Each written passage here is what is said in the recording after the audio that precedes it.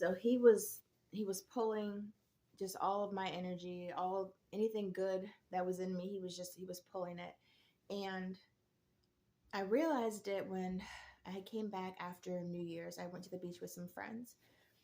When I came back, his disposition was completely changed. Like he was just bouncing around, and I felt so drained and just heavy. And I'm like, "Oh my goodness, did he like is it him? Is it him?" And I was just lost in just confusion. I was like, "Okay, I'm going to go to church. Let me just go to church." And I went to a church that I hadn't been to in a while. And I go into the church or whatever, and the word the word that day was spiritual pickpockets. And I was just like, it's him. It's him. It is him. And I took a lift home. I was just talking to the Lyft driver about it, and she was like, "Yes, like people will literally pull from you." And I was just like, "I've never experienced it. Like this is wild." So I said, "All right, I got to cut it." So I just pretty much just stopped talking to him, and he would still like come around and be like, what's this? Like, "Oh, you're not talking to me no more." And I'm just like, He eventually left. But that was just so eye opening, and it's silly, and it shouldn't have happened because I mean, after the Google search, I should have got my attention, right? But I don't know. For some reason, I thought I could save him, or I don't know. I don't know why. Like, why do we think we can help? I mean, we can help people, but we're not God. And I think it's. I guess it's arrogance that we think that we. Is it arrogance? Maybe that's not the word. I don't think we realize how far gone some people are, and like we literally don't have the capacity. Like we can do our best, but we really don't have the capacity to try to fix people. I mean, we can pray, and only God can really change people. But I just now that I think about him, it's sad to me because he's very heavy.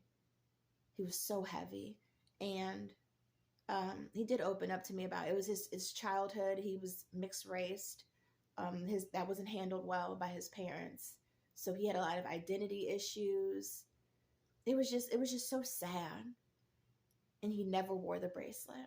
Never saw him with the bracelet. And I just wonder sometimes, like, is he wearing it? Because you never know. It's small things sometimes, when you're deep in whatever you're in, and then one day, like what maybe he's doing his thing or whatever. Maybe one day I hope he hasn't thrown it. He might have threw the bracelet away. Who knows? But it was just so scary. Like what was on him was so heavy. So heavy. Just listen to God and just stop trying to find out for yourself. It's dangerous. Don't find out for yourself. Like once God has told you and you feel it, like you know it. It's not audible. It's just a knowing. I mean, not everyone has discernment, but like I said, God is always speaking to us through other people, um, inconveniences, just anything. Like he's always talking. We have to listen. And that was just, oh my gosh. And I'm just hard headed. I'm hard headed. And God is always talking to me. I'm hard headed. I'm hard headed. And I really just couldn't fathom it was that bad. Like, even though I felt it immediately when I made eye contact with him, and God was like, "No, don't stop, hold." And, and it was like very clearly like, "Don't touch." And I still was like, I'm gonna see. Why not? Like, why? I later found out he had addictions. It's just heartbreaking. But it seems like there was a want there. Like he was actually no. He wanted to talk. I let him talk a lot. And I'm a talker. So I let him talk a lot. So maybe that's also why he was drawn to me because I gave him my ear. So he just we got to listen. We got to listen to God. But he seemed open, but I guess maybe he just wanted someone to talk. He just wanted someone to listen. Maybe that's what it was. He just wanted someone to listen. But he knew that I believed in God. And at one point that should also been a very I don't understand I don't know how I made all these mistakes, but he said one day, like, why, how do I know? Like, why am I so sure about God? And I'm like, what? And he said that made him insecure, like nervous or something. And I'm like, that should have told me right there, like, you're dealing with demons. Like, leave this alone. I don't know. it's just hard when you really want to help people. There's so many people are hurting and you want to help. And people, I don't know, demons and just, they're so conniving and so just the way that things come at you. You just gotta stay aware and just listen to God. But yeah, I just shared that with you, that there were so many red flags other than the good Lord saying, do not touch.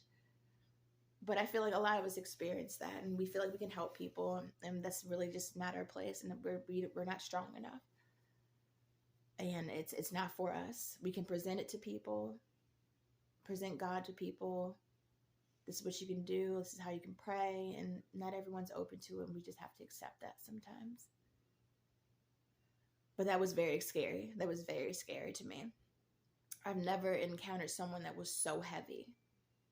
And I can pick up on people's just spirits in a room. I can sense when a spirit has entered the room, but it's not even a human, just like a spirit. I'm like, okay. Like I can feel when the atmosphere changes. But that was yikes. He was so heavy. I pray for his healing.